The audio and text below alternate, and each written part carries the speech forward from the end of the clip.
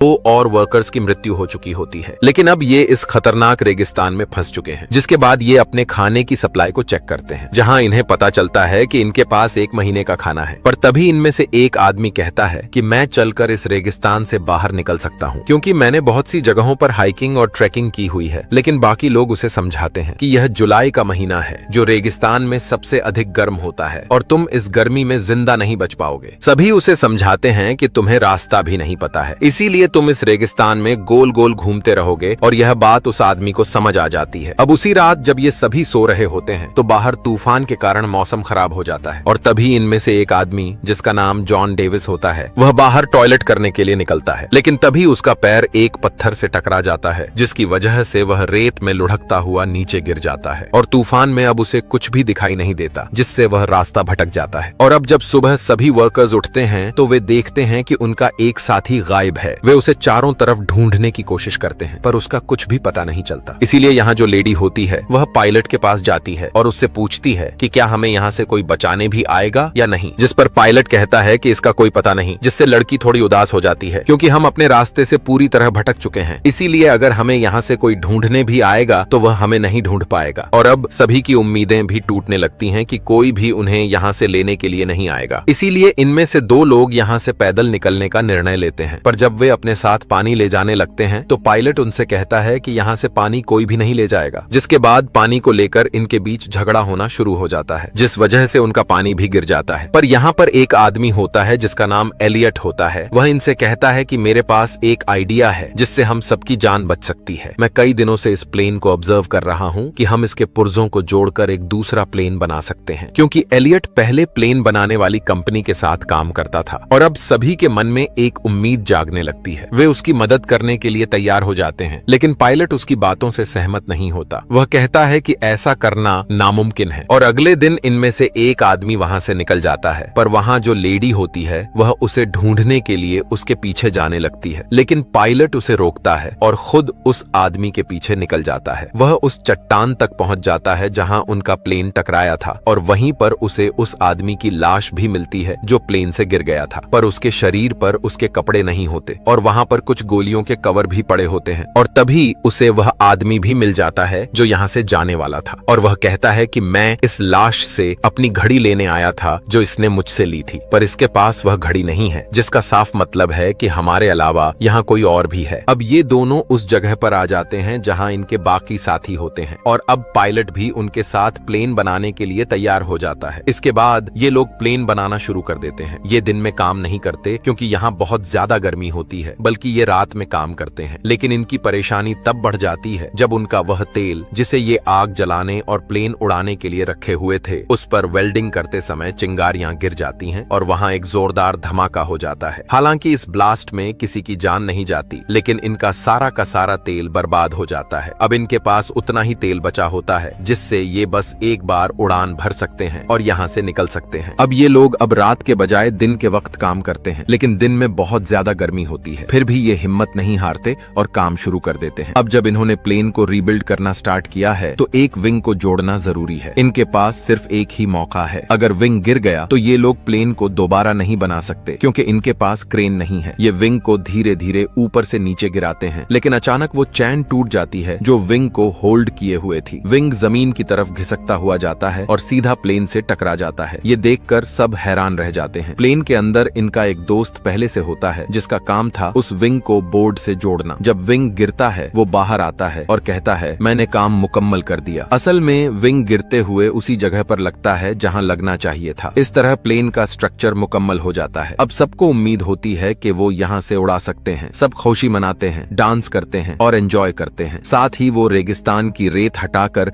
एक रनवे तैयार कर रहे होते हैं ताकि प्लेन टेक ऑफ कर सके। लेकिन सब कुछ आसान नहीं होता। एक दिन एक डेंजरस इलेक्ट्रिक स्टॉर्म आता है। बिजलियां गिर रही होती हैं और विंग के अंदर पेट्रोल होता है, इसलिए सब लोग वहां से दूर भाग जाते हैं। एलियट नहीं जाता। वो चाहता है कि प्लेन सेफ रहे। जब उस पर बिजली गिरने वाली होती है, फ्रैंक उसे खींचकर नीचे गिराता है और उसकी जान बच जाती है। अगर एलियट को कुछ हो जाता तो फिर कोई प्लेन मुकम्मल नहीं कर सकता था। अब ये लोग अपने प्लेन का नाम फीनिक्स रखते हैं। फीनिक्स इजिप्शियन मिथोलॉजी का एक जानदार होता है जो रेगिस्तान से दोबारा जन्म लेता है। बहुत पावरफुल माना जाता है, लेकिन अभी भी इन्हें अपने प्लेन पर काफी काम करना बाकी है। धीरे धीरे इनका पानी भी खत्म हो रहा होता है। एक रात वो लोग दूर से कुछ टेंट्स देखते हैं। वहाँ कुछ लोग सो रहे होते हैं। ये लोग असल में स्मगलर्स होते हैं जो हथियार सप्लाई करते हैं रेगिस्तान के रास्ते। फ्रैंक कहता है कि हमें उनसे पानी की मदद लेनी चाहिए। एलियट मना करता है, लेकिन फ्रैंक और कुछ साथी उन स्मगलर्स के पास जाते हैं। फ्रैंक और उसका दोस्त एक पत्थर के पीछे छुप जाते हैं ताकि अगर कुछ गलत हो तो अटैक कर सकें। इनके पास गन्स होती हैं। जब वो पानी मांगते हैं तो एक स्मगलर इनके एक आदमी पर गोली चला देता है। फ्रैंक और उसका दोस्त फौरन फायर करते हैं और कुछ स्मगलर्स को मार देते हैं, लेकिन एक स्मगलर जख्मी हालत में भाग जाता है। फ्रैंक के पास मौका होता है उसे मारने का, लेकिन वो गोली नहीं चलाता क्योंकि वो खूनी नहीं बनना चाहता। जेम्स उन मरे हुए स्मगलर्स में से एक की घड़ी देखता है। वो घड़ी उस दोस्त की होती है जो प्लेन से गिरकर मर गया था। इसका मतलब ये है कि ये वही स्मगलर्स हैं जो पहले भी यहाँ आए थे। अब एक जख्मी स्मगलर को ये लोग अपने प्लेन के पास ले जाते हैं। कुछ लोग कहते हैं कि उसे मार दिया जाए, लेकिन फ्रैंक मना करता है। जब सबके बीच बहस हो रही होती है, एलियट अचानक उस स्मगलर को गोली मार देता है। इस पर फ्रैंक और एलियट के दरमियान बहस शुरू हो जाती है। एलियट फ्रैंक को दोष देता है। वो कहता है कि तुम पायलट थे, तुम्हारी वजह से हम यहाँ फंस गए हैं, तुम्हारी वजह से हमारा एक साथी भी मर गया, मैंने मना किया था, फिर भी तुम गए वहाँ। ये बात सुनकर फ्रैंक को गुस्सा आ जाता है। वो एलियट को एक जोर का पंच मार देता है। अब एलियट नाराज हो जाता है क्योंकि उसकी ईगो हर्ट होती है। वो कहता है, मैं अब प्लेन नहीं बनाऊंगा, जितना काम मुझे करना था मैं कर चुका हूँ। मैं यहाँ 10 लोगों के बराबर काम करता हूँ और तुम सब सिर्फ आराम करते हो। केली उसके पास आती है और कहती है, तुम्हारे बगैर हम ये प्लेन नहीं बना सकते, हमें तुम्हारी जरूरत है। एलियट कहता है, अगर सब लोग मुझसे रिक्वेस्ट करेंगे तभी मैं काम शुरू करूंगा। फिर सब लोग, यहाँ तक के फ्रैंक भी, उससे रिक्वेस्ट करते हैं। फ्रैंक कहता है, तुम ही यहाँ के बॉस हो, कृपया इस काम को मुकम्मल करो। एलियट मान जाता है। फिर सब मिलकर दोबारा से प्लेन बनाने के काम में लग जाते हैं। एक दिन ये लोग दूरबीन से देखते हैं कि वो स्मगलर जो भाग गया था अब अपने दोस्तों के साथ वापस आ गया है, लेकिन वो आगे नहीं बढ़ते क्योंकि वो जानते हैं कि इन लोगों के पास अब उनके ही हथियार हैं। स्मगलर्स को पता होता है कि इनका पानी और खाना जल्दी खत्म हो जाएगा और जब ये कमजोर हो जाएंगे तो वो हमला करेंगे। ये लोग और भी तेजी से काम करना शुरू कर देते हैं। आखिरकार उनका काम मुकम्मल हो जाता है। तभी फ्रैंक को एक मैगजीन मिलती है जिसमें कई तरह के प्लेन्स के मॉडल होते हैं। पता चलता है कि एलियट ने प्लेन का मॉडल इन्हीं टॉय मॉडल्स को देखकर बनाया था। दरअसल वो छोटे छोटे उड़ने वाले मॉडल प्लेन्स बनाया करता था, लेकिन कभी भी